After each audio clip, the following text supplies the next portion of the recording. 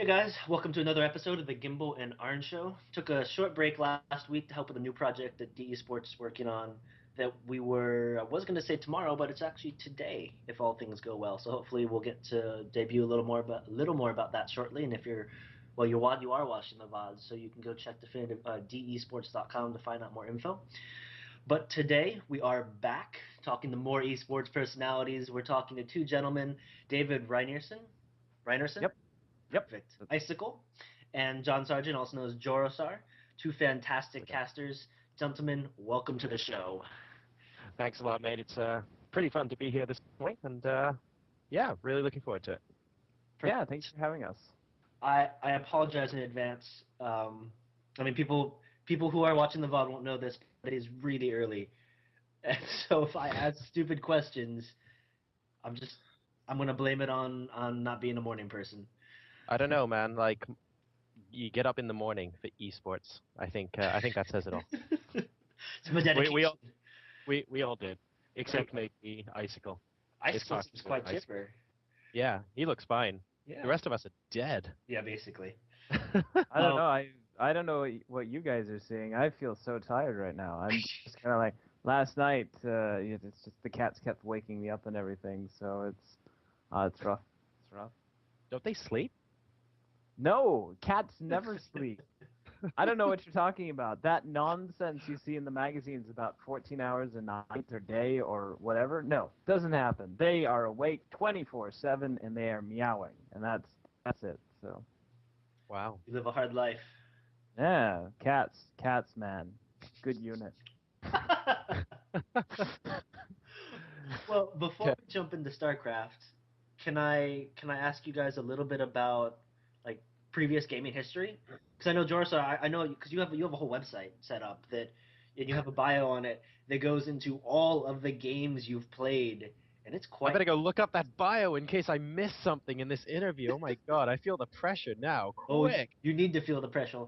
And Icicle, I wanted to actually, because I don't know honestly don't know that much about your history, but from what I've gathered, it's also pretty extensive, just the gaming in general. So I was hoping I could find out well, let's start with the first game you guys remember playing that really drew you into gaming, that hooked you, and why it was, as you think.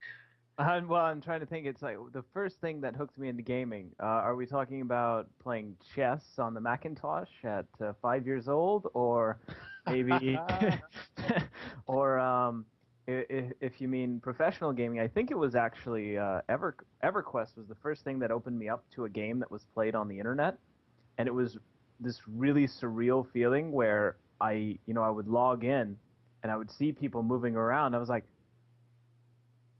a person is moving that person. What? They're everywhere. How is this possible? And of course, then I started playing things like StarCraft and Warcraft 3. And I was less surprised. It wasn't as surprising to realize someone else was playing on the other end. But it was still really cool because I think before that I played a lot of Civilization. Mm. Played so much Civilization, and Civilization 2 didn't really have a good system set up. You had to enter in IP addresses, and you had to figure something out. And I mean, I was like 11. I thought I had no idea what IP meant, so Right. it was just kind of a weird thing. So yeah, I think it was EverQuest that brought me into internet gaming, Mm. and then for professional gaming, it was Warcraft 3. Did you well, you mentioned chess is one of the first games that you played on the computer.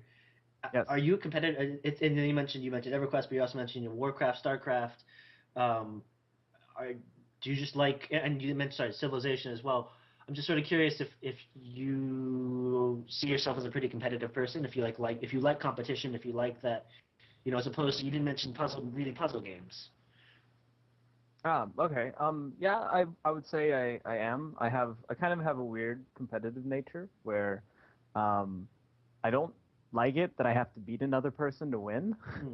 if that makes sense. Like, I would rather it's like I want you to win too. Like, I want everything to be all butterflies and rainbows and everyone's happy at the end. Because I think the worst thing I get when I play StarCraft 2 is when I play someone, and at the end it's like, fucking noob, you suck, your race is imbalanced. I'm just like, man, I just want to have fun. I beat you, yes, but it's because you're not very good.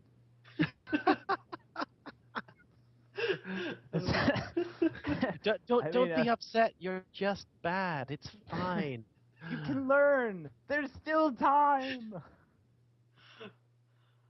All right. Um, Yeah. so I suppose I mean there was always that. I love competitive games. There was a time where I stayed away from 1v1s in Warcraft 3 for a while because it was very mentally stressful. There was so much where um I felt a lot of pressure to win, and it started like making me really really stressed out. So I stepped away from it for a little while, and then came back to it, and I felt a lot more relaxed when I was playing. I don't know, maybe I just got older, or I wasn't as involved in it as I was before, but I felt like that helped a lot. So I was trying to point at him to agree with him, and I realized I don't actually know where Icicle is relative to me on the screen. So if I just do this, I'm sure one of them is going to be correct. Yeah, that's So I'm not actually dancing. I There you go. completely agree with you. I completely agree with that. I avoided one-on-one in Warcraft for a while as well. huh. Team games were just more fun back then, man.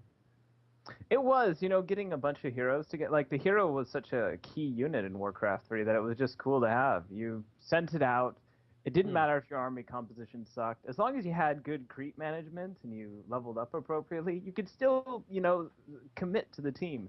In StarCraft 2, I feel like the team first the maps aren't really balanced and the games aren't really balanced for team play. So that's a bit of an issue. But I mean, it's still really good for 1v1s, and you get people in these team games that make only carriers. That works. Carrier's good unit, man. maybe maybe That's why they brought 15% it back for Harder to Swarm. Yeah. Oh, I was so happy to see carriers staying. They just said it's weird not having it. It is a different dynamic though with Warcraft 3. I mean, at the end of the day, in a team game, as long as you have decent micro on a Blade Master, you'll lose all of your games, but you'll piss everyone off, and that felt Oh so yeah. good. The most important thing take away from a match. Of course. Wouldn't have it Perfect. any other way. Huh. So you both have a pretty extensive Warcraft 3 background then. I mean not professionally, but playing it pretty competitively. What was it that drew you guys into? What was it about Warcraft 3 that you guys really liked that you invested a lot of time into? Oh, well, I think I actually want to echo a lot of what Icicle said previously, because in Warcraft 3, I was a decent 1v1 player, not brilliant, but not bad either. But I kind of excelled in team games. I really enjoyed like trying to get as high as I can on the 2-on-2 and 3-on-3 ladder. And those people who might have played Warcraft 3 for a very, very long time might remember Incinerate, teammate of Tillerman all the way back in the day. I used to play with a couple of those guys, and of course they were significantly better than I was, but all we really did was talk smack on Skype for a couple hours at a time while we punched some noobs. It was good fun, man. I really like the social aspect of that, and that's what drew me into it. And consequently, it was that aspect of the game as well that drew me into Dota when that first came out too. So that's kind of how I made the transition from War 3 to Dota back then. Hmm. Of course, there was a lot of stuff that happened before War 3 as well, but this is like, the more recent stuff that really got me into RTS, I Right. guess. Oh, unless you can't. Oh my God, Red Alert, the original Red Alert. Never mind. That was pretty amazing. Yeah, it's an There was this, there was RTS. this, there was this one text document in Red Alert called rules.ini. If anyone's played Red Alert, they're nodding at me through the screen, knowing exactly what I'm talking about right now. And you can edit basically everything in the game. So the attributes assigned to any unit, any building, anything in the game at all, you can edit in rules INI. Like we're talking like the blast radius of nukes and stuff like that. You can really mess stuff up. And as long as the two files match, so as long as you and your opponent have a matching set of rules INI, that was the only cheat checking that you had in the game. So I would message a good friend of mine one day. This is back sort of like late primary, early secondary school, and I'd be like, "Look, today we're going to make dogs absolutely invincible versus like armored units like tanks. You need infantry to kill them. So we'd have. He goes, okay. I sent him this file on ICQ because who has Skype? What the hell is that? What are you talking about? Jeez, man. I have a 7-digit ICQ number. I'm old. But we'd send him the file, then we'd both play, and we'd like mass dogs, and they'd destroy mammoth tanks and stuff like that. And then you get a grenadier pop out and kill the dog with one hit. And we play all sorts of crazy games like that, and that was a lot of fun too. So I think really for me, the first RTS game that actually really got me into it was Red Alert, the original Red Alert. I don't think I've played Red Alert 2 actually. I don't think I was about to make a comment about that, but I don't think I have either. So never mind. I definitely played the original, but I don't think I ever touched 2. Funny. The original's always the best, man. True that. All right, Although, go ahead. well, then you get back into stuff like, because I only just saw the page you were talking about, I saw the screenshot of Stormlord, Yes. and I will actually buy a drink for anyone who is watching this podcast right now and is going, I know Stormlord, I used to play that on my 386, because that was the first game I ever played. I never got past the first level. I was about 6 years old playing on DOS. Never got past the first level and didn't care. I played it for like hours a day because it was brilliant fun. And I suppose the only thing that bridges the gap between that and Red Alert would be, oh yeah, and of course Mario Kart. I will challenge anyone to Super Nintendo or Nintendo 64 platforms of Mario Kart. In my opinion, the Nintendo 64 one was still the best of all time. Absolutely amazing. Nothing can beat the battle mode on the Nintendo 64 one. That was always the best. Like, the Nintendo have tried, but they haven't come close since. It was just that good. And between that, after that rather, I played competitive Counter-Strike actually for a couple of years. I was never that amazing, but I was on a fairly decent team. And I think we came third in the WCG qualifiers for Hong Kong one particular year. So I played Counter-Strike throughout most of my secondary school life before I basically got bored of it and realized I wasn't putting the time required in to go pro or anything like that. And then I just sort of gave that up and picked up War 3 not competitively, but casually. And that's basically what sort of everything before StarCraft in a nutshell, told in a very, very strange anti-chronological order. I think I followed. I think we're pretty good. I think I've got most of that. I don't think mine was much better. I was like, oh yeah, I played Warcraft 3 and then Civ 2 and then... Yeah. I worked the order out in my head. I maybe got things wrong, but that's okay.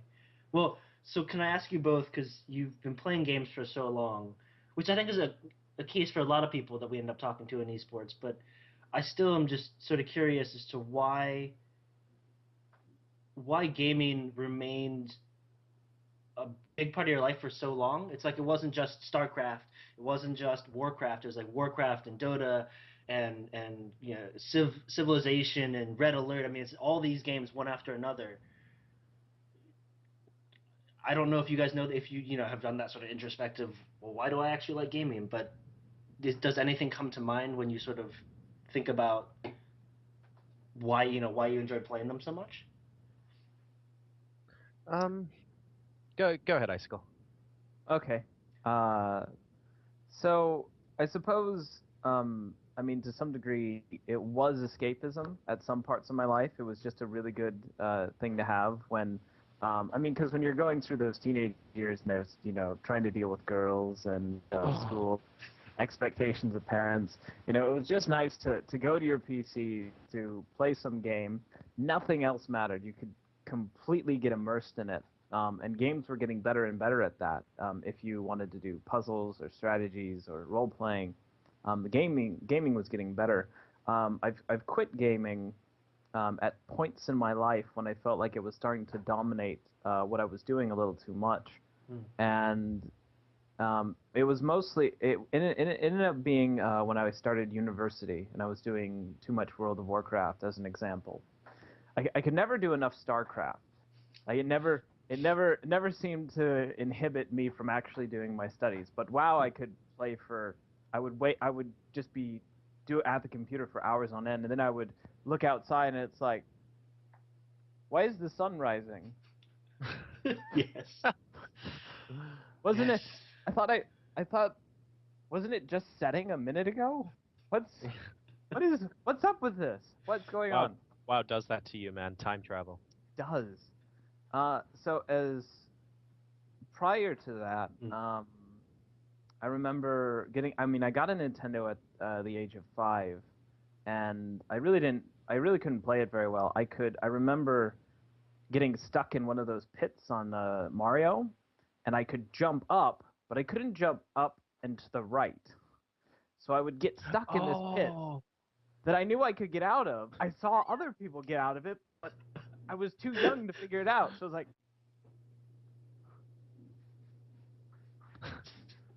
I just wouldn't do it. And I was, I can't wait to hear the response to that. It's like, damn, Icicle was a noob. Maybe Icicle was a noob. We're are all you still at that stuck age. at that point? In the game? That's what we want to know. Like, did you just sort of put the game down, and 10 years later you picked it back up, and you still couldn't do it? No. I figured it out like a week later. You know, it was Okay. something like that. Like I went outside to play in the sandbox or something, and I went out and played with my friends, or I went and played. I know the European audience will cry foul, but I played soccer. Please don't hurt me, European audience.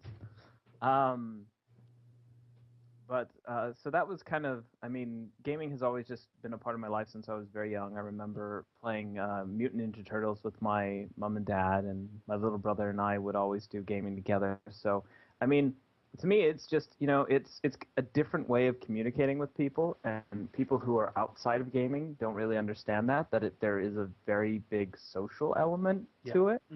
Oh yeah. And if you're not part of that social element, then yeah, it can look like, well, you're just wasting your time on the computer. It's like, yeah, and you're hanging out with your friends at cafes all day.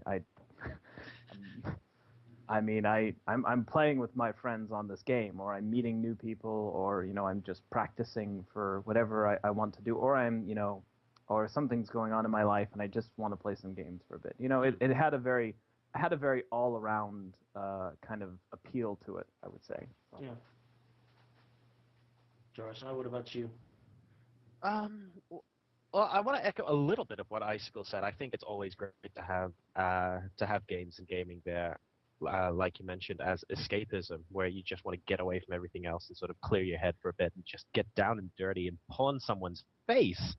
Felt pretty good to do that, but I think for me, the vast majority of how I got into gaming, especially in my teenage years, would have to be the social aspects of the games. Hong Kong, where I grew up, was really, really into gaming culture about I would say between 10 and 15 years ago. Sadly, not so much now. But for example, you go into a net cafe, there'd be like 20 or 30 computers, there'd be some drinks and food for sale, and that's fine. But back then, there were, I would say, 5 or 6 net cafes on Hong Kong Island alone. And Hong Kong Island's a pretty small place.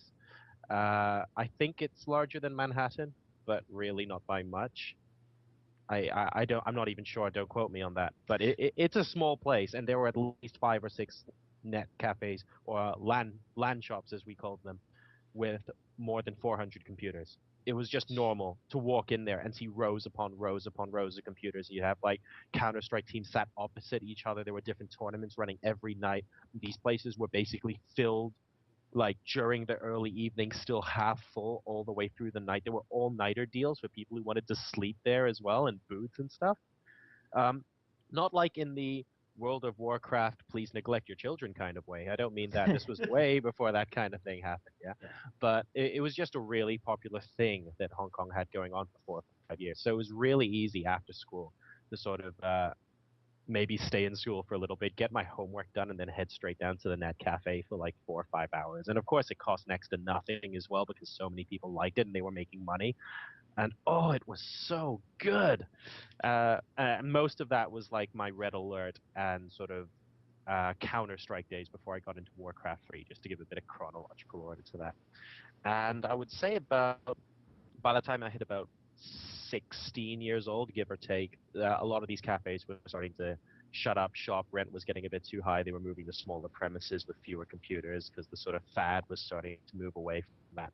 And my emphasis shifted a little bit more towards the online aspect. So until then, being social in gaming was so easy to go out and meet people physically at these net cafes to play that I didn't really have to put too much emphasis on meeting new people online because everyone just loved it and it was fantastic. And after I got into Warcraft 3, it was more a case of playing people on ladder, having a chat to them after the game, discussing strategies, randomly meeting someone. And there was this really, really cool new technology as well back then called Skype. And that enabled me to talk with other people in a way that MSN and ICQ would always screw up. And you could even talk with more than one person at once. And this like blew my freaking mind, all right? It was amazing stuff. So we used to like have 4 or 5 people in a chat at any one time playing free-for-all games or just playing 4-on-4 team games and really enjoying the crap out of ourselves for a good afternoon and evening. And I started meeting people from all over the world. It wasn't people I was heading down to the net cafe with anymore. I was playing with people from the States, like Incinerate and Tillerman and a couple of those guys as well. I was playing people from back home in Hong Kong, the guys I knew that did end up getting into Warcraft 3 as well. I was playing people from Australia because back then the the internet level required for most games wasn't sufficient that everyone in Australia was complaining their connections were horribly slow. So it was totally possible to play with them, and it was a lot of fun at Europe as well. So it was just good fun. Uh, I sort of juggled between that and Diablo 2. Oh my goodness, how did I forget Diablo 2 earlier? That was possibly the only proper role-playing game I ever played. But for 6 years, in fact, there's a lot of World of Warcraft players. I know this is going off on a tangent for a bit. There's a lot of World of Warcraft players out there who dislike the fact transitioning into Diablo 3 that they brought in stuff like the auction houses and a lot of items in the early days of World of Warcraft when gold mining was really popular became bind on pickup and stuff so that you couldn't actually sell them for cash online. That's kind of partially my fault because I spent 6 years selling items on Diablo 2.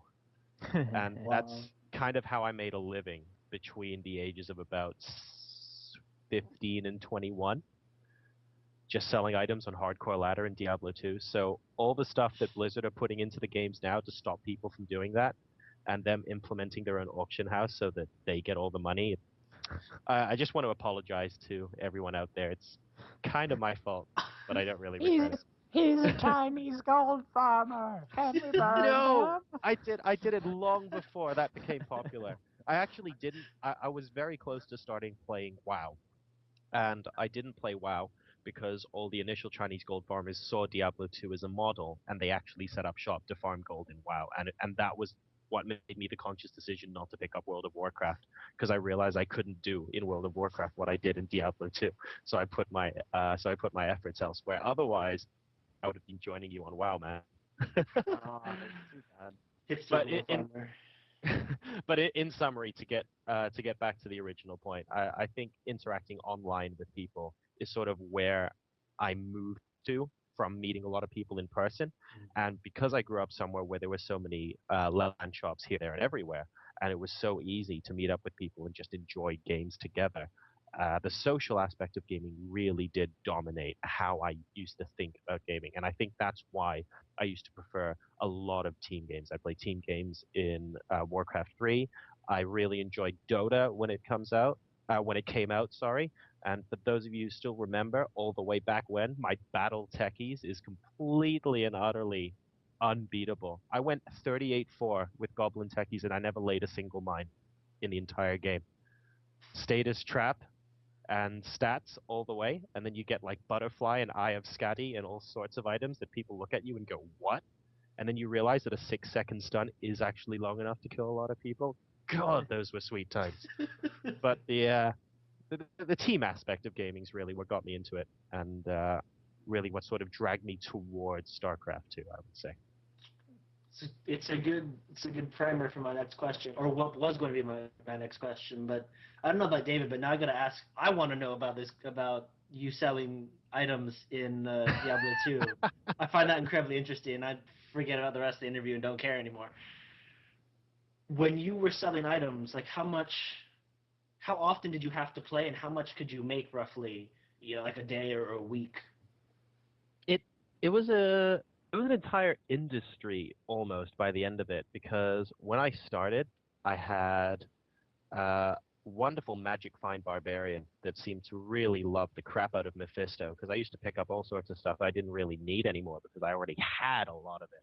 Right. And I remember because I played hardcore, uh, which frankly is a lot more fun, and also a lot more soul crushing, but a lot of fun. And I remember once, shortly after I got a PayPal account because I had a family friend help me set up a PayPal account because I wasn't old enough yet to get a credit card, put a Wind Force on eBay, and the Wind Force sold for about I think $40 or something. And I was 16. That was like, holy crap! I'm gonna like get a Ferrari, buy a house, and retire. Snap! This is amazing. So I did that for a little while, and then I think Blizzard kind of got pissed off that people were doing that because about half a year later, eBay stopped allowing people to sell virtual items on their store, which is why towards the end of Diablo 2, you never saw anyone selling anything on eBay. But growing up in the 90s, as any kid will testify, means that you have to be fluent in HTML by the time you're 12. And so I set up my own website selling this stuff. And like in between games when I was playing Diablo, I would randomly spam in some of the popular channels, be like, hey, check out this website if you want items and stuff like that. And before long, I'd say less than a year later, I was making about maybe $100 a week, $150 a week, which at the time was, once again, it's like totally my 5-year plan to retire. Game over. This is it. This is the life. And I got to a point where I actually would occasionally buy items from other people if I needed them quickly. And I would employ, by payment of in-game items that they didn't have, other magic finders to find stuff for me.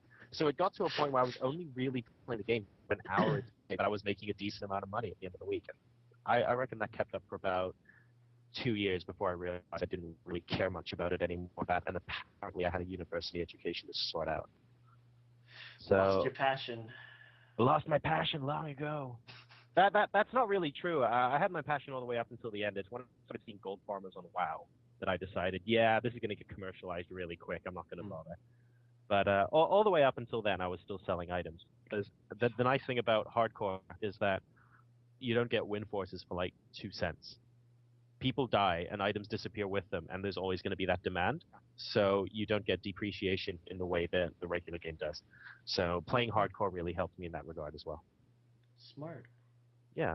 So that was Cool. that was basically me on Diablo for 6 years, like conning the world out of their money. Except it was a lot of fun, and I played a lot as well. And I don't know, I really enjoyed it. Well, uh-oh. Seems we've lost Icicle. Oh dear. Going off of this crazy Diablo 2 experience that John had, out of all the games you've played before StarCraft 2, is there a craziest or most memorable event, moment that stands out for you? Looking back on all the things you've done. Craziest moment.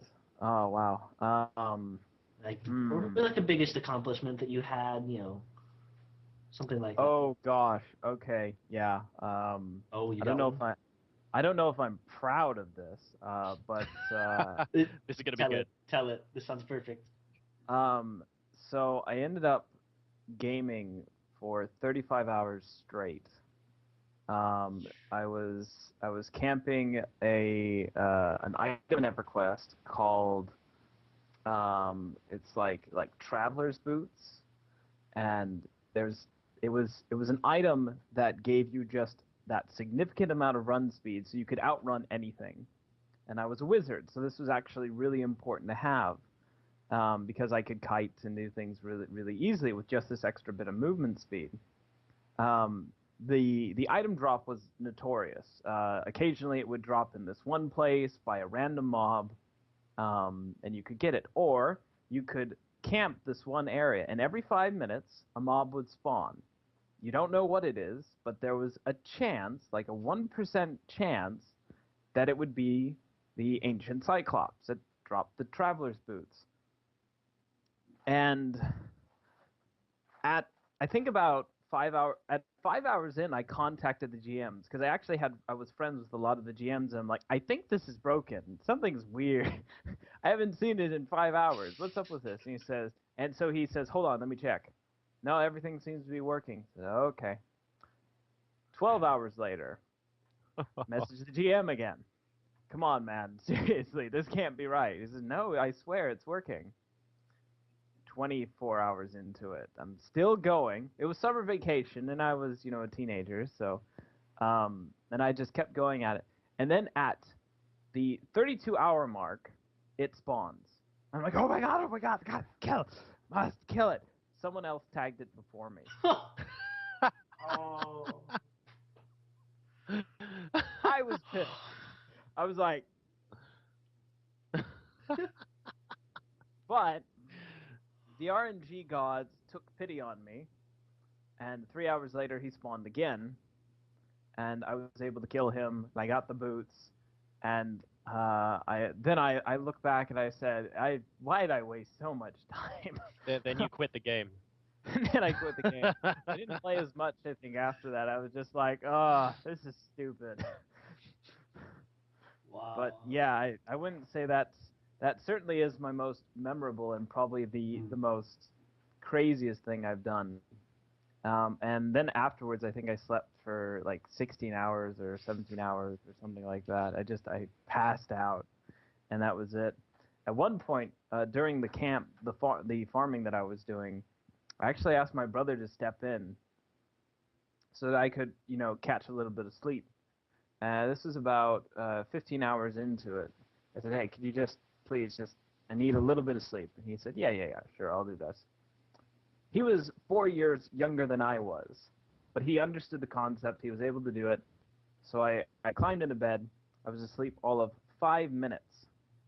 And after that 5 minutes had elapsed, he nudges me awake and says, this is boring.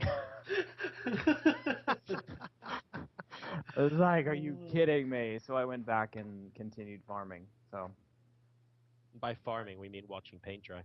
yeah, by watching paint dry. And I don't think I did. I think I read maybe a lot of it. Like I was just reading, but I was so focused on making sure. And it was always that 5 minutes, just 5 more minutes, and it'll spawn. 5 more minutes, 5 more minutes, and it was always 5 more minutes. And so that was probably the most epic experience. Success story though, so it ends well. Yes. It does. 35 hours, but you get it. Yeah. All right. Impressive. Well done. All right, John, can you top that? That's what I want to know. I'm trying to think. The short answer is no. Although, just this summer gone by, I did go back to Hong Kong. And I have 2 little cousins there that are actually going to uni in the UK, but they were back also visiting for the summer. And on 2 consecutive nights, without any of our parents' knowledge, we all snuck out to play 12 straight hours of DayZ, which was pretty fun. That doesn't quite top 35-hour farming, but that game was pretty addictive, man. I've still got it. I need to play some at some point and possibly stream it. Need to get around to that. But I remember there was one point at about 3 o'clock in the morning, and those of us familiar with the game will know, of course, everything is absolutely pitch dark. And we were down by, I think it was Electrogorsk. We were down by, like, a town by the coast, sort of scavenging a couple of items while everything was dark and we weren't going to get hurt by zombies and stuff like that. And then we heard a honk in the distance. And by this point, we had been playing for about 7 hours. It was, it was pretty tiring. And we looked, and we saw headlights. And someone was driving a bus. God knows where they got that from. And they were driving it towards us, but they hadn't actually seen us. So we waited till the bus got past. And then we all started really sneaking up on the bus. So we were going behind it. And the bus stopped. And we get slightly further up, say about 10 meters from the back of the bus. and the bus would pull off again. And we'd go another 10 or 20 meters and be like, oh crap, we need to sneak up on it again. And we keep going. And this continued for about 5 minutes, and at no point did we consider we were all getting massively trolled. So this continued, and we're all busy sneaking up on this bus, and then almost simultaneously, about 5 minutes later, boom, about 3 sniper shots go off, and we all die instantly. Oh, wow.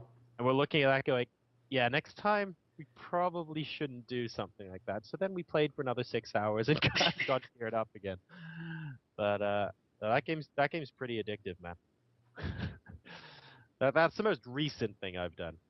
I suppose the only other thing I would say that was potentially crazy was hello, Ninja Cat there in the background. She just jumped was right up.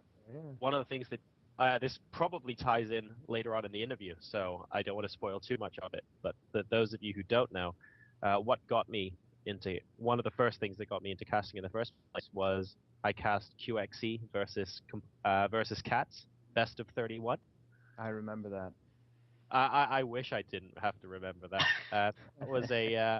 That was a 9.5 hour solo casting marathon that I stuck through to the end. And this was with like no live casting experience as well back then. This was just me going, yeah, I'll do it. And then by about hour 5, I was like, really? Is it still going?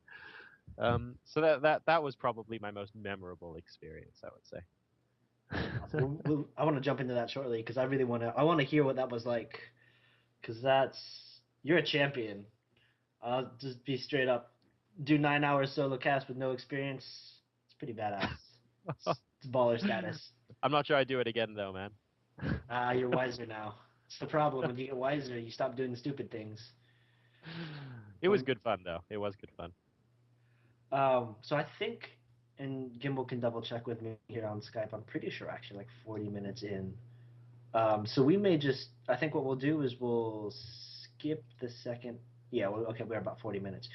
We'll cut probably most of the second half because I really want to, we've been talking about your gaming history, and I feel like that's really important because I always like to know where you come from before you come into StarCraft 2. So let's just spend the rest of the time talking about how you got into StarCraft 2, and then, how you got into casting, how you cast, why you cast, and a little bit about, I'd love to also get a few minutes on your thoughts about the current scene in general, sort of the saturation of casters, where we're moving with Heart of Swarm, your thoughts on things like that. So all that sound good? Yeah, sounds good, man. Okay, no objections. Perfect. All right, let's jump into it. So you guys are playing Warcraft 3, and where does StarCraft 2 come? When StarCraft 2 comes along, why does that catch your attention, and how does that catch your attention? Well, StarCraft 2 to me was the natural progression from Warcraft 3. It was like the next big RTS game, and as you know, there's a lot of cross-pollination between the two games as well, because you had a lot of people who played StarCraft 1 go into Warcraft 3, because it was just like the next step up, and that's when the game was released. And then a lot of people from Warcraft 3 stepped into StarCraft 2. So I actually, horrible confession to make, I've never played StarCraft or Brood War. Ever. Dun, dun, dun. Ever. And I got StarCraft 2 after a lot of Warcraft 3 people were like, well, we can't wait for StarCraft to come out. I went, what's StarCraft like? And they went, it's Warcraft in space. And I went, oh my god, I need to get this. So I bought it the day it went gold, but I think I did play in the beta for a bit as well. And it was a lot like Warcraft for quite a while. I really enjoyed playing casually. I played a lot of team games. At one point, I think I was 1v1 gold, and then masters, 2v2, 3v3, 4v4. And I don't mean carried by people either, random masters. I was like, I really enjoyed the team game aspect of StarCraft 2. And I sort of started playing a bit more, and then I got into 1v1 as well. And after a while, I thought, well, I'm playing this game reasonably casually, a lot like I used to play Warcraft 3. I wonder if there's anything I could do to sort of squeeze more out of this. And at that point, I started playing a bit more 1v1. And that's really when I think Team Liquid started rising a little bit to prominence. And I got to see the first couple of tournaments live streamed. And I looked at that and I thought, I actually understand a lot of what these guys are saying here. And this looks kind of fun. I think I'll give it a shot. So I had because I used to be a singer a long time ago, so I had a condenser mic on my desk, and I used said condenser mic and no webcam at the time, just the mic, and I voiceovered a couple of replays and stuck them on YouTube just for fun. And all the way back then was when, to give everyone in StarCraft a bit of a time frame, was when FXO was tearing it up in the GSTL. And that, I think, was a week or two after QXE all killed IM, very, very famously. Really, really cool match to watch. If you haven't seen it, go watch it. It's amazing. So he did that, and I was periodically in contact with QXE on Skype. And back then, I was just a fan of his. I added him on Skype, and I was like, hey, not bad. We discuss a couple of the matches and stuff like that. And then after he came back from Korea, he mentioned that he wanted to do this best of 31 with cats, and that none of them they hadn't approached any particular caster to do it. They were just going to do it on their two streams. And I went, well, why not have a third stream with someone commentating on it? And he went, actually, yeah, that sounds like a good idea. There was a little bit of kerfuffle because Cats didn't actually know a caster was on board, and we had to sort of sort a couple of things out last minute, but it all worked out fine. We did the event. It lasted just under 10 hours. Almost every game was either a proxy 2 racks or a proxy hatchery somewhere or other. We had games on maps like Novice Blistering Sands. It was a huge map pool, okay? We needed maps. And it was an interesting day. But shortly after that, I would say less than a week later, I get contacted by Playhem. And they say, hey, do you want to give some of our tournaments a shot and cast something a couple of times a week? So that was really my break into casting. I just did a couple of things for YouTube, then did the best of 31 and sort of hopped into Playhem. And that was really cool. It gave my casting a lot of structure. I got to learn a lot. I initially co-casted a lot with Lillian, who's absolutely amazing, and I hope I can cast with him soon as well. He's still around, and looking forward to casting with him again, maybe do a couple of Playhems as well. You never know. I still do cast for them, even though I haven't for a while. And that's sort of where it all kicked off. I went to EGL 4 in London, European Gaming League, when they held it at the Emirates Stadium, November of last year. And due to various interesting circumstances, I went there as a photographer and was just sort of like chatting to people, wanting to write a blog post about my time there and stuff like that, because I noticed there wasn't a lot of press around. So I did a couple of interviews as well with the help of a good friend of mine. And then towards the end of the tournament, they dropped one of their casters, like someone was ill, and they asked me to step in, and I was like, wait, what? So they came up to me and they said, do you want to cast? And I went, are you serious? They went, yeah, but you have to be on stage in 5 minutes. Ah! So I did the end of that tournament. That was like kind of my first live bit of experience, but I didn't intend on casting that at all, and it turned out to go pretty well. After that, I did I-45, which is all the way in 2012, so we're getting into this year now in April. Went up to Telford to do that, which was so unbelievably much fun. Really, really good tournament there. And wasn't able to do I-46 because I was in the US. I went for a brief family holiday there with my mom, actually. And it happened, I think someone messaged me on Skype 2 days before I left, and I went, you do realize you're coming back to the UK 2 days after MLG, right? And I went, really? So I got in touch with about as many people as I could, and coincidentally at the same time, I found out I was one of the winners of the IPL 5 caster search competition. So I ducked down there to make a trip to the IGN office and did a couple of casts there with Kevin Nocky and Doa. That was good fun. I think it was Fight Club between Creator Prime and TSL Pult. And then I did the Team League battle, I think between TSL and Check 6. That was it. I remember that one. So that was good. Immediately flew back to LA. So that was literally just a weekend of me flying in and out saying hi to the guys.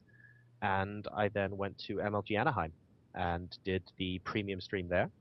And 1 week after MLG, I went to the Gigabyte Esports LAN and cast on the main stage there. So that was a lot of fun and put a lot of experience at live events on my plate that I think I didn't really have much exposure to in the UK to date, because I was fortunate enough to be casting with Martine at I-45, who's just he's a streaming wizard. The guy like knows the gun run very well, of course, from their time at GLHF, and he knows his stuff.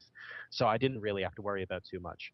Um, and it was good to get that experience in my back pocket. And from then, I've more or less got to where I am now. So casting at a lot more live events. I was with Icicle recently and met this wonderful gentleman at EPS Berlin, which was a very fun 3-day event, very exhausting, but awesome stuff.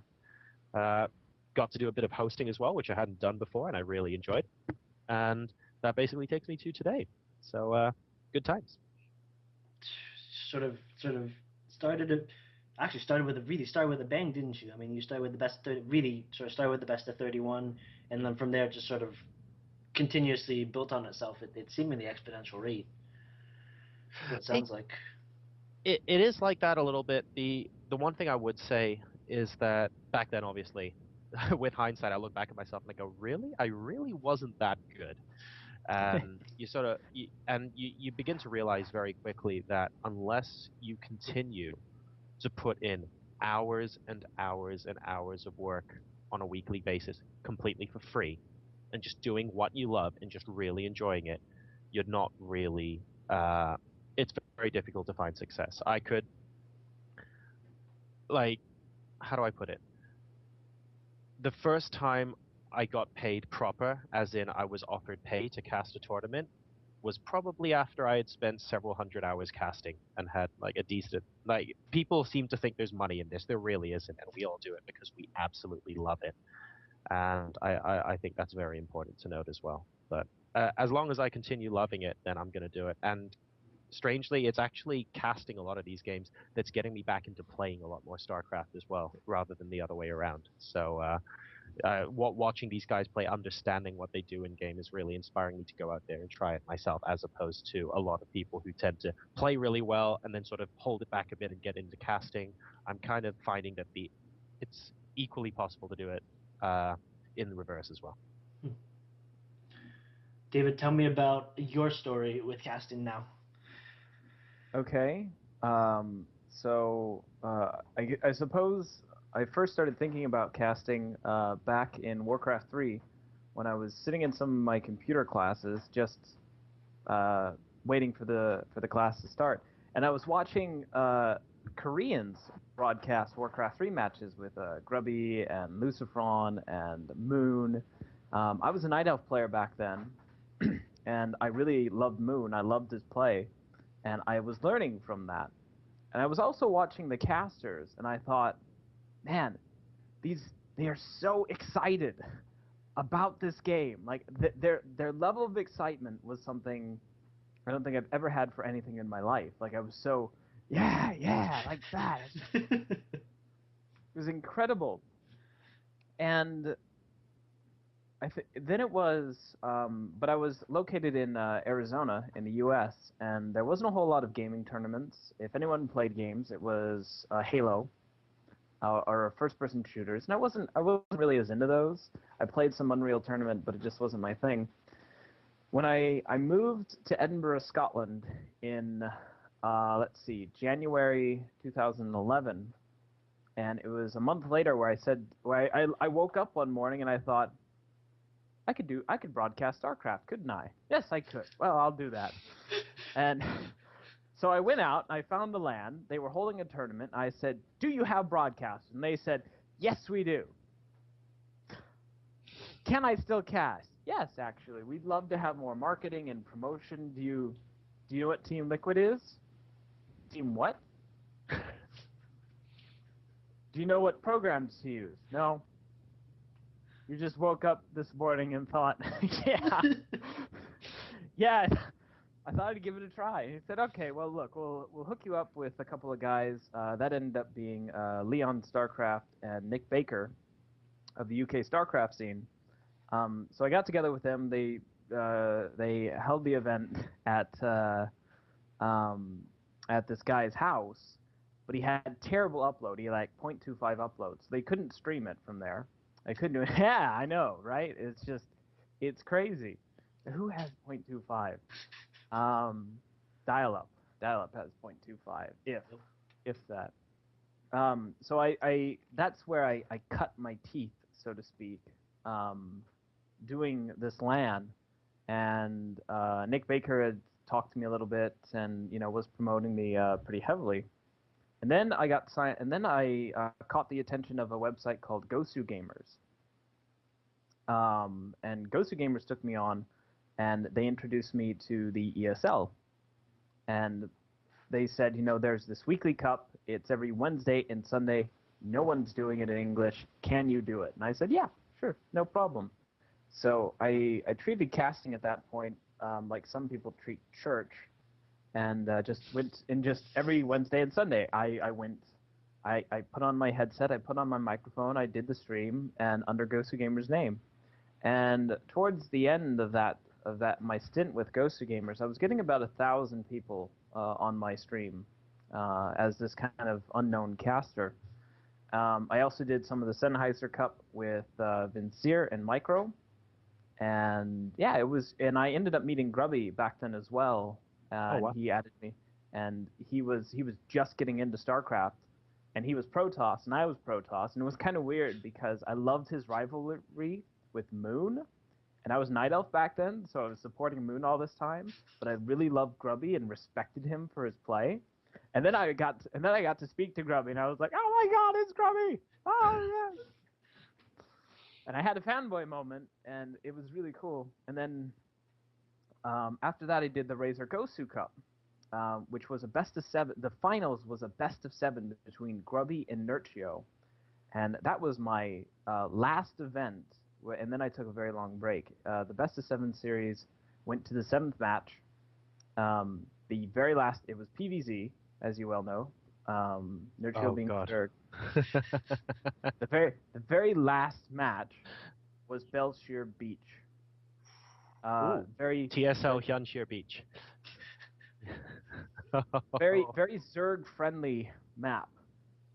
Grubby won. Grubby won a best of 7. It was. I had 6,000 people on my stream. It was the biggest viewership I had ever had at one point. And it was absolutely incredible. It was the most phenomenal cast that I did. And then real life kicked in. And I did an internship with a bank. That lasted 3 months. The end of it, they didn't take me on because, because I was making friends in Hong Kong. So they saw that as a negative for some reason. I feel like I should complain. They're racist. Yes. That's what I was saying, but no one would listen. And then I got back into casting. I think it was maybe September of 2011. I took something like a 6-month break, and no one knew who I was. I was just this guy on stream. I had relatively good skills, but wait, where did I come from? Who was I? I was like, actually, I was this popular caster for a little while, but I had left Gosu Gamers. I wasn't part of UK StarCraft. I was just on my own, and it was very hard for a while. I ended up talking to the ESL again, and I had made some contacts there, and they were really happy to have me back because they weren't having many regular casters for Go4. So jumped back into it, started broadcasting. They were very happy about it, and I started making more contacts within the ESL, which eventually led to them saying, hey, Kalaris has more work than he can handle. Could you step in for a couple of things? And I said, yeah, sure, no problem. Although he does owe me a few beers because of this, so I still have not collected them yet. But he does owe me these. And so after I did some events, they invited me out for Berlin. They said, oh yeah, you'll be casting alongside JoRoSar. Liquipedia? He has a Liquipedia! Oh man, he must be incredible. We did this event and this event? Shit, what am I doing here? And Kalaris was there as well, so I was really, really nervous for Berlin. Like day one, I don't know if it came off much, but I was so nervous, and I was terribly underdressed. As I later found out. They sent us an email beforehand. It's like, just dress casual. I was like, okay, yeah, casual. And they both show up in suits. And I'm like, damn. I left the tie off on day one though. They were just jackets, really. Yeah. No. You did good in helping balance my unprofessionalism. So what recently happened was actually I was denied another banking job. I had a contract for a full year, and that just the month beforehand they said we're not doing very well financially, so we can't actually honor the contract that you signed a year ago. Like, really? This isn't a troll? Really? And so I tried making a lot of legal arguments and went through that process, but the end result was I had a month and my visa expired and I had to go somewhere. My partner was originally from Cologne, Germany, where the ESL is located. Strange coincidence that. It's merely a coincidence, because I met her 7 or 8 years ago on a plane, which is a whole nother story in itself. So there was I'm really curious now. Yeah. there was no planning on that. And so we moved back here to Cologne, and I started talking with some of the ESL guys, and they're like, yeah, we really want to hire you as a caster, but we can't really pay you. It's like, and recently I started talking with a couple of the developers, and they said, how's it going on the job search? And I said, well, I'm not really having much luck. It's really hard trying to find something when I don't have any work permit in Germany. And I said, well, what are you looking for? And I'm like, well, I mean, I've been going for banking, but I have a lot of developer experience. I did a master's in computing, and they looked at me very blankly, and there was this moment of, like, processing over their heads, like, you can code? Yeah, I did my dissertation on meta-heuristics and genetic algorithms. Yeah, I can code. Why? We have a job. we Can you do PHP? Yeah, I can do PHP. Okay, fill out this. Boom. So we're currently in talks right now, but I don't want to say too much on it. But yeah, I might get hired as a developer, and then I'll do casting on the side for them. So that's my whole casting shebang. You guys have really unbelievably crazy tales of getting to where you are today. Oh my goodness. I'm with John though. I'm sort of curious about this plane meeting now. Oh yeah. Oh, I think we okay. gotta ask about that. Look, in 8 years' time, I'm gonna need a mall where ESL are gonna be located. And you, my friend. I planned it all out. Okay, so I was 18, and my dad had all these frequent flyer miles saved up, and I asked if I could go to Europe as a graduation present from high school. And he said, actually, yes, you can. Okay, cool.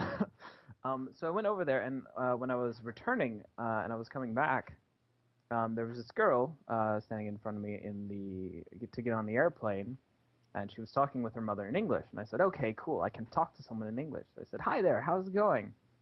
And I thought I was very smooth and very suave, and I wasn't trying anything. I just wanted to chat to someone, and we ended up talking a lot on the plane. We had a lot of common interests, so it was really cool. And then I found out a couple of years ago when we started taking this a little more seriously. She said, "Man, I thought you were so annoying on that plane meeting." I was like, "What?" Yeah, but then I found we had a lot of things in common, and you seemed like a really cool guy. I was like, well, thank you.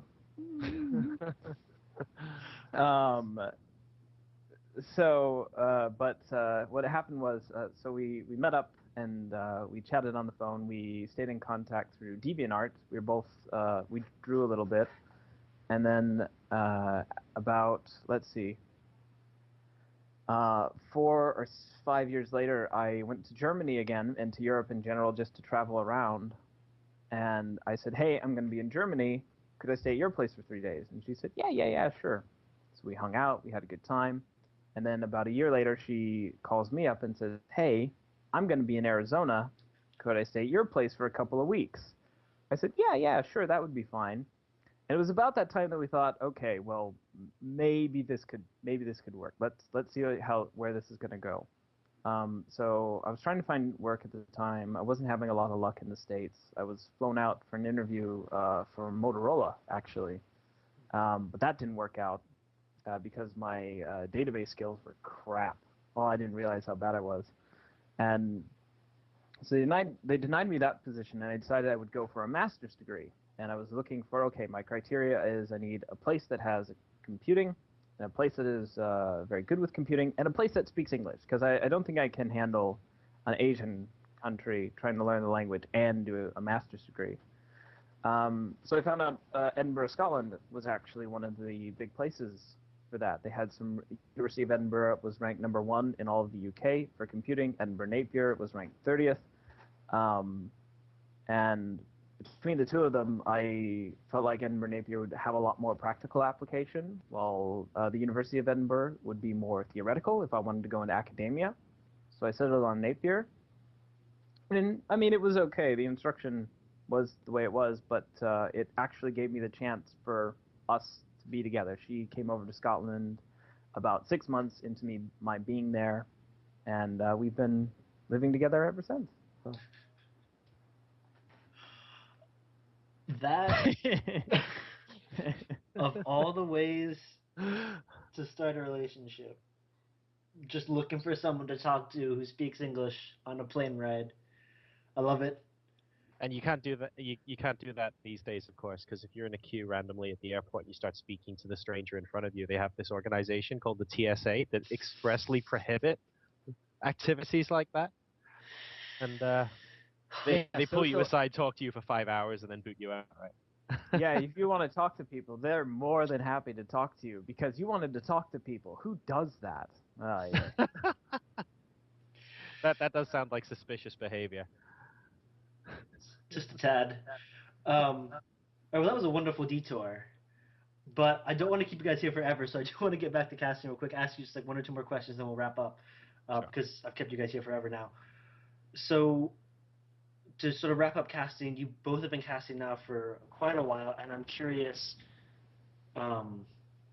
looking back on your very first cast, comparing it to where you are now, what are the biggest changes that you've made to your own, the way you cast, the way you present yourself, the way you present the players or the game?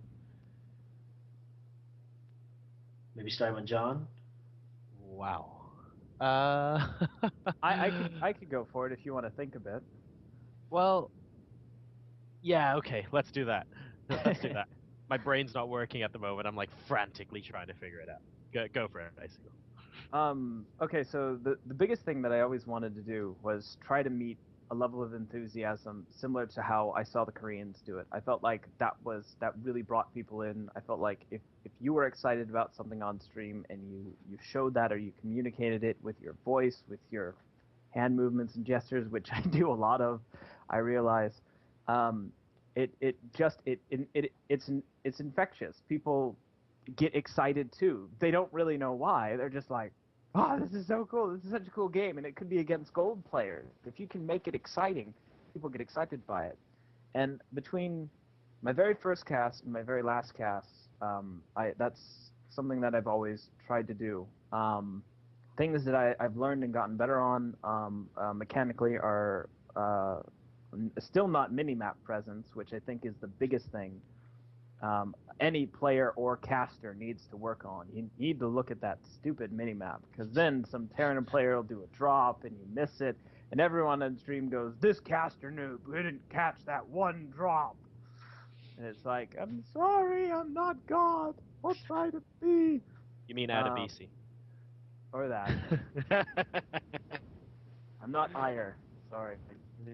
And so, I mean, that there was that, and the other big thing is I really love incorporating the audience into my broadcast. It's the biggest advantage of doing these online cups and having the internet. It's, the people are there. They can comment right away. If you're doing something wrong, if your sound is off, if your video is off, if you're not focusing enough, you can be like, okay, let me rethink this here real quick and try and incorporate that in my cast. Or, if people start trolling you, you can also troll them back, and that's fun too. But you have to be tasteful about it. Like, you can't be upset. It's all. Some people were saying what a crap caster was because there was some issue with the microphone one time, and it was like I have I'm in the studio. I have no control over this. I don't know why that makes me bad. Certainly the microphone's bad. Bad microphone. Ouch! Ouch! Ouch! But yeah, so it was. I think it's having a good sense of humor about yourself, not taking things too seriously, and be enthusiastic more than anything, and practice, practice, practice. Wise words. John, do you have anything to add on that? Well, I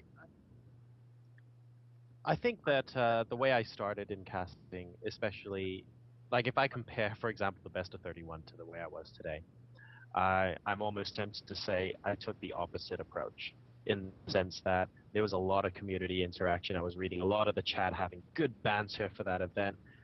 Playhems in particular are really known for their strong community presence, and the casters interacting with the viewers quite a lot. So I thoroughly enjoyed that. And I would say the biggest differences that I've made between back when I started that and now, probably, I would actually say it's probably leaning more towards almost the more serene side of casting, where I'm thinking about my presentation.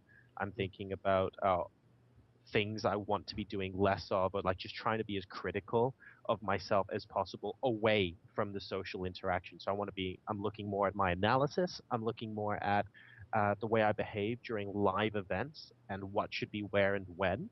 At the most recent event, for example, where I met Icicle in Berlin, I was thinking a lot about my hosting and what would be great. It was so difficult watching games and not casting them because the adrenaline disappears from your body and you get so unbelievably tired even though you're not casting. You actually get way more tired watching games than you do casting them. But I had to glue my face to the screen so I could ask intelligent questions at the end of each series as well, which I think, especially Team Liquid, it looks like the feedback on that was really good. So I'm happy I did that. But I would say that kind of thing that I've really changed the most since I started casting. I still keep the social presence there. I still enjoy interacting with my audience very much. I still absolutely adore casting like smaller cups and really just sort of kicking back, chilling out, and just doing what I do. But at the same time, sort of upping the level of professionalism, making sure that mentally you're rehearsing what you're saying before you actually say it and not just enjoying yourself 100% all the time, to make sure that the quality of the content is still there. I would say that's what I've changed the most. And I'd like to think that's what I'm going to continue to work on for a little bit. And obviously, live stage experience always helps in that regard. So to anyone starting up, especially now where there are so many online cups, that it's a great opportunity for people to start casting, to go into that sort of thing.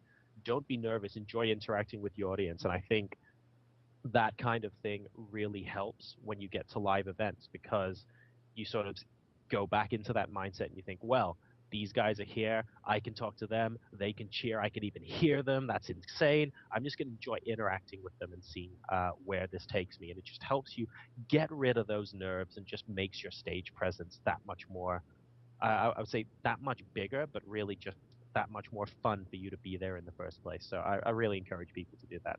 It's what helps me a lot. Can I ask you both, is a sort of a way of wrapping up, you're talking about the things you've sort of kept the same, the things you've changed, and recommendations for new casters.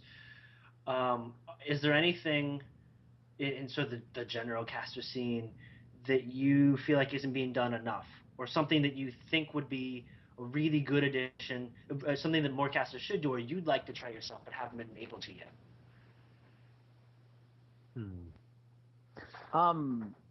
I think, and I'm actually at fault for this as well. I think the biggest problem on a professional level has to do with a lot of our egos. I've always felt like almost every caster has to have a bit of an ego to really present the game. And sometimes you get a lot of clashes with that, and I think it's we always have to be humbled by our roots. That I mean, the players are the ones who play the game, the audience watches, the sponsors provide the money for it. Places like the ESL provide the studios for it, and there's so many people working at it. We are a cog, but a lot of times a lot of StarCraft 2 casters are treated like celebrities a lot, and I think it can easily get to our heads, mine included. I've had moments where I felt like, just saying, like, do you know who I am? No? Oh. I'm the man who's going to burn your house down with the lemons.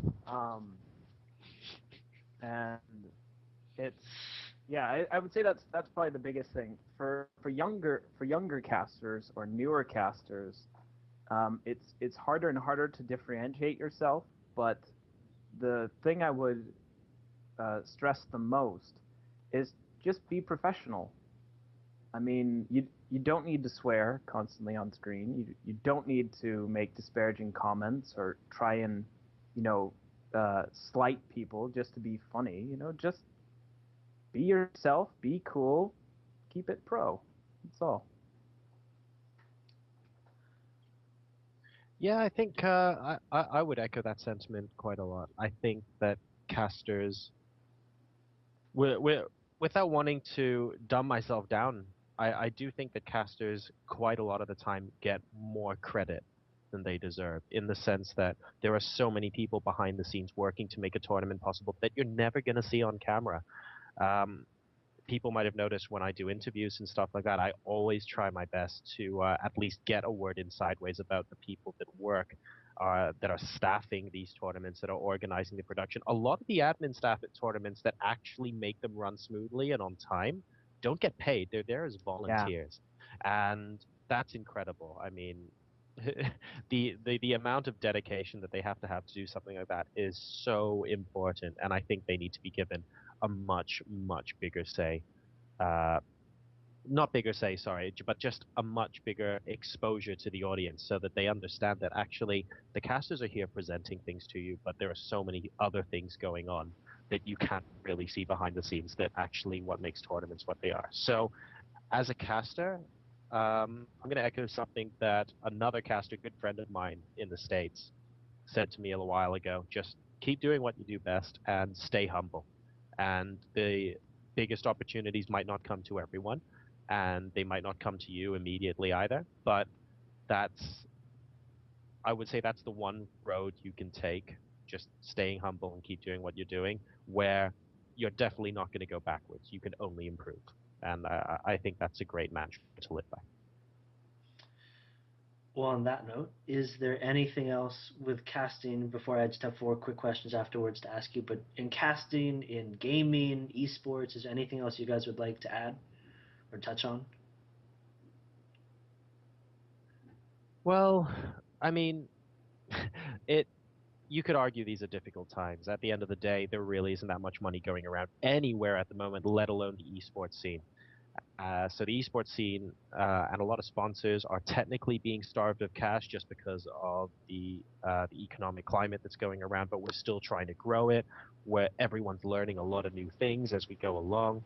We've had all sorts of ups and downs and a lot of drama and stuff like that as well. And I think the best thing everyone can do, especially once we start looking at growing games. I mean, we have part of one coming out. League of Legends is absolutely huge. I bet Dota 2 is going to go, possibly going to go that big as well once that finally goes out. There are just so many ways that all of the communities can sort of come together and make live events, make online tournaments, and just make the community in general feel a lot more at one with itself. I think I feel like the esports community in general is a little bit of this faction and this faction and this faction. And to put it bluntly, the bottom line, I don't think esports is big enough that we can afford to do that. And I think people should really see what you have in common rather than see what your differences are, and see if you can't work with other people to achieve goals that you'll be surprised how many how many goals someone else has that you think is in a completely different facet of esports to you that actually you guys all share. And I really look forward to seeing more cooperation in the esports scene in the next year. That's really what tickles my fancy the most. David, anything to add? Your own thoughts? No, not really. I think it's a very exciting time for esports. There are of course the random unfortunate events that happen, but it's somewhat unavoidable. But all in all, I think the way esports is going, and I think the biggest thing for me is that it's just more accepted as a thing more than anything else. I mean, you still have. I'd love the day, even though I have my dear partner. I'd love the day where I could walk into a bar, tell a girl that I'm a broadcaster for StarCraft 2, and they go, "Oh my gosh, you must be incredibly famous. Let me buy you a drink." I'm waiting for this day. That is when I'll say esports made it, when I can do something like that. So That's what Barcraft is for, right? well, yeah. Well, yeah. Feels like you're cheating the system if you use Barcraft as your.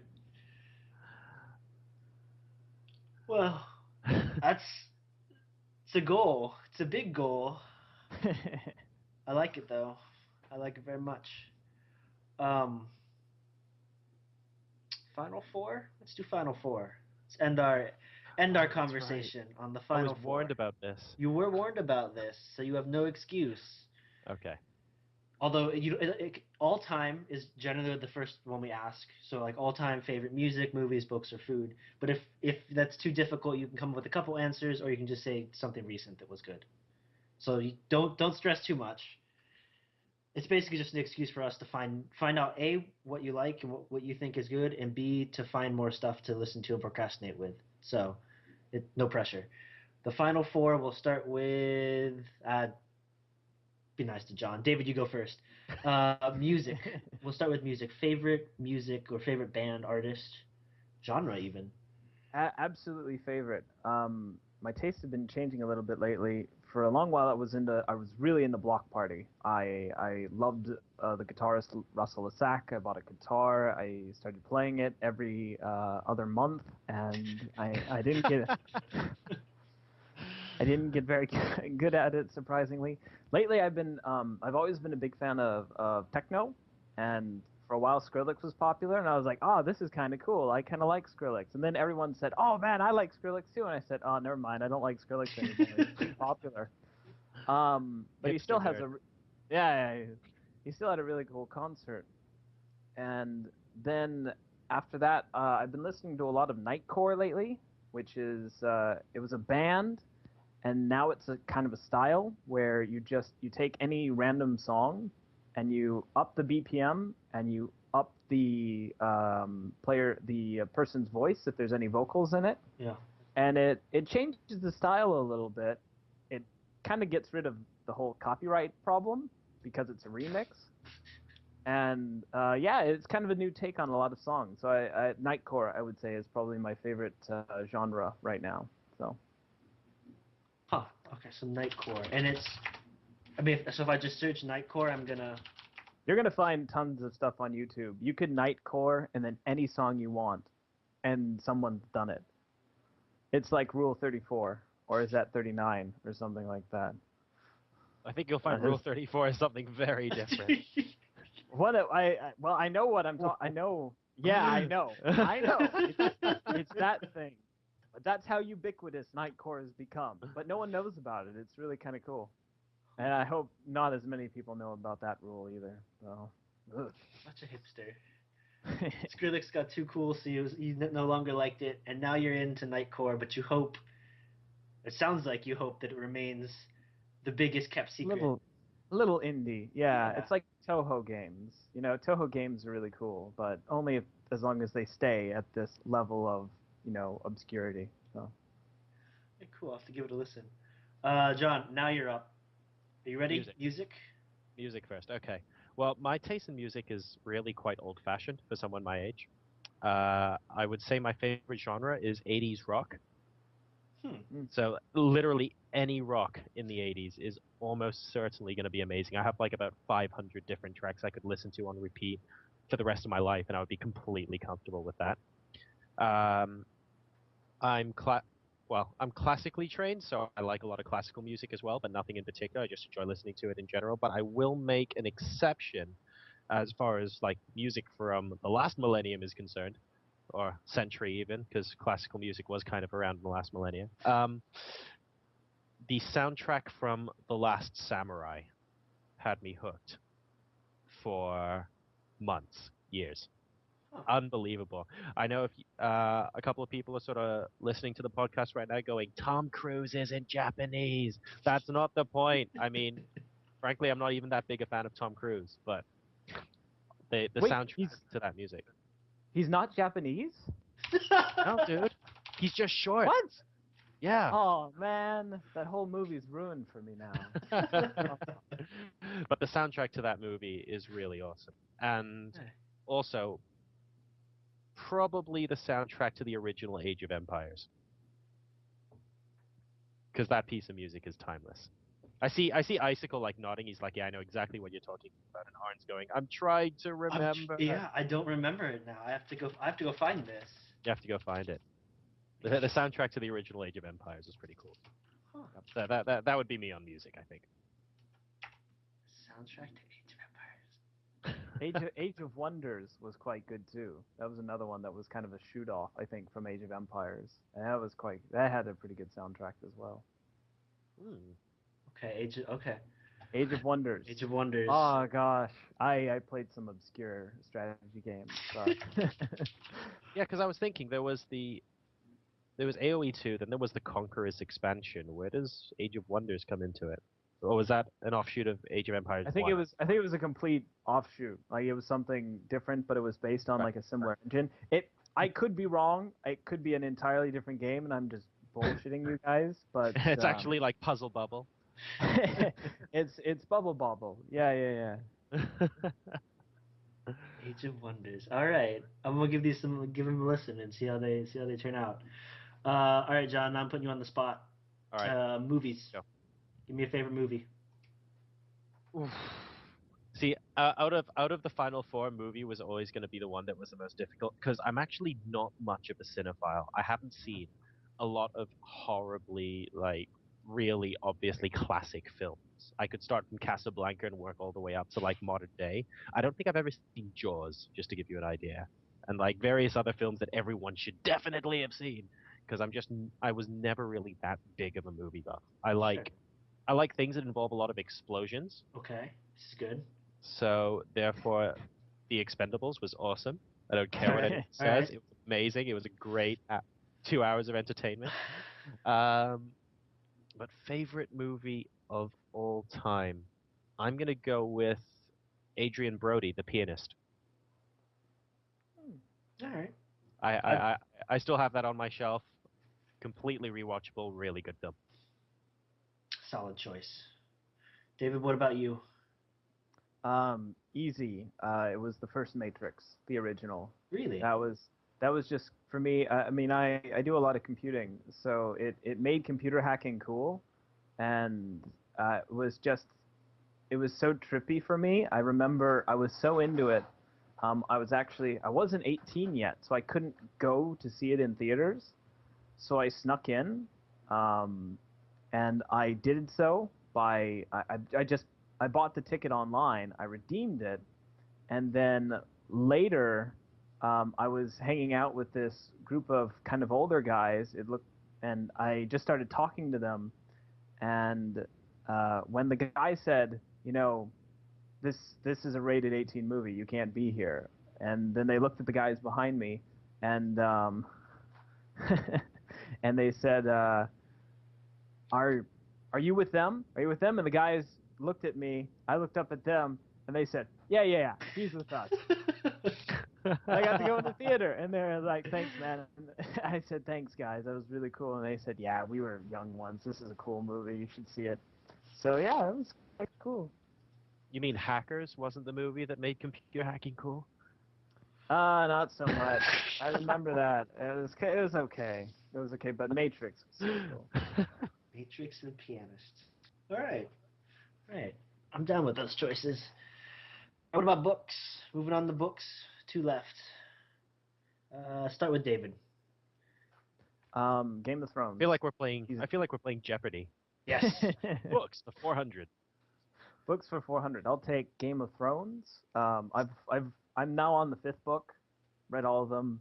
Really good. There's characters I tend to just skip though.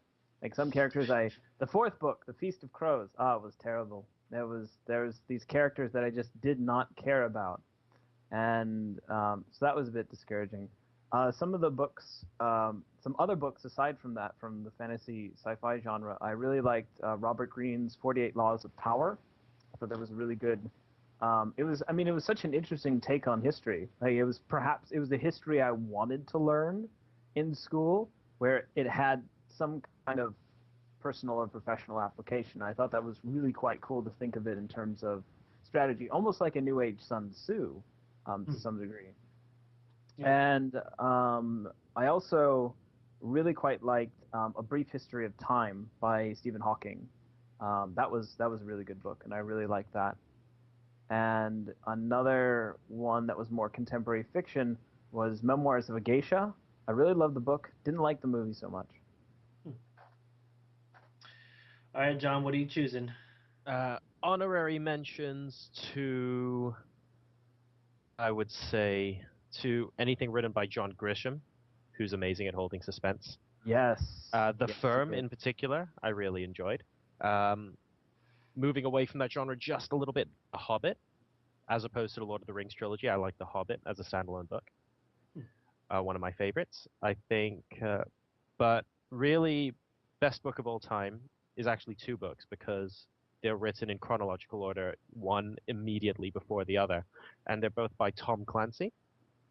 So political thrillers.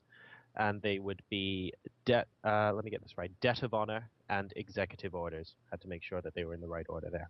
So Debt of Honor followed by Executive Orders. Those 2 books, I almost read both of them in a single sitting. That's like how hard they were to put down. I think I finished both of them in 2 nights or something like that. And they're big books, man. Really, really good. So that's what I would recommend. Okay. Interesting. Yeah, those are ones I haven't read yet, so I'll have to go give them a look. Thank you. No, it's good, man. I'm currently on one of his newest books, Against All Enemies. I think I finished that last night, actually. Would you recommend that as well? It's all right, but not as good as the old stuff. And he has another book that is only out in the hardback, and I didn't want to lug it all the way back from when I was last traveling, so I didn't buy it in the bookstore. I think it's out in paperback soon. I'll grab it then. So he's got one more as well that's out recently. I forgot the name of it off the top of my head.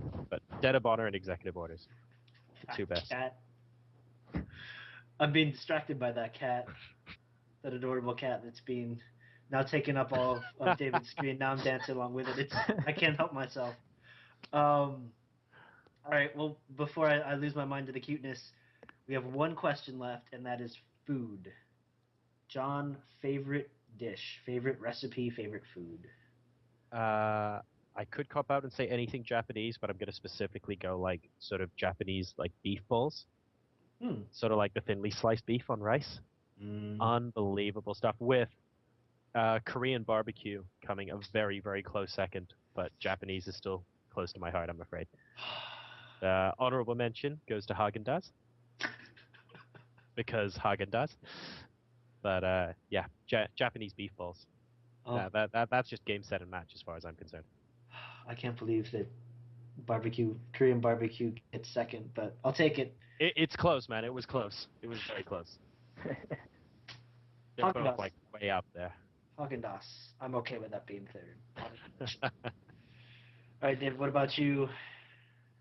I don't know if it's present on the East Coast, but there are these Danishes from the gas station at like QT, and they are so amazing. It's a gas station Danish, but it is so good, and it's packaged and it's awful for you, but I ate so many of them over the course of my undergraduate, and a cherry amp. That was my favorite combination. Like before a gaming session, cherry amp, Danish, set. I'll go on that for the next 12 35 hours. 35 hours. 35 hours. Yeah. I don't think I've ever had one of those. I don't think we even have a QT around here. I'm missing out then. All I right, have no so idea what those are. It's I'm good gonna have to stuff. My little brother actually brought me one to Scotland. When he flew over, he said, "Did you want one of those Danishes?" And I said, "Are you serious? Yes, please bring them." So, it was so good. all right, we'll have to keep a lookout for them. QT and then Danishes. Okay, and a cherry amp. That's the combination. Yep. All right. All right. All right, gentlemen. I've kept you here for almost 2 hours now, and the funny thing is, we actually barely got a chance to talk about Yu. I wanted to ask you both about DDR, but I'll do that another time. We didn't play our chess game during the interview as well. Oh, that No, we needs to didn't. happen as well. We were going to play a half-an-hour chess game in the background while the interview was taking place. All We'll right. have to another time. I was gonna We'll say do it another time. now we have to have a follow-up interview, and you guys have to play chess and talk about DDR. I like it. I like it. All right, so Sounds good. as we close out this first interview, then shout-outs, starting with David. Give us who do you want to shout out, and where can people follow you if they want to keep up? Please be sure to follow me on twitter.com/thaticicle, THATICICLE. And I want to give shout outs mostly to Anthony and Toby at the ESL, who have been very, very supportive of my work, to my loving girlfriend, who puts up with my broadcasting. If you ever come onto World of Warcraft, we're on the Frost Whisper server as Wisp or Wispa, and myself, I'm Cold Death, actually. So just find some permutation of Cold and Death, and I should be one of those characters. Or just /who Cold, and I should show up. So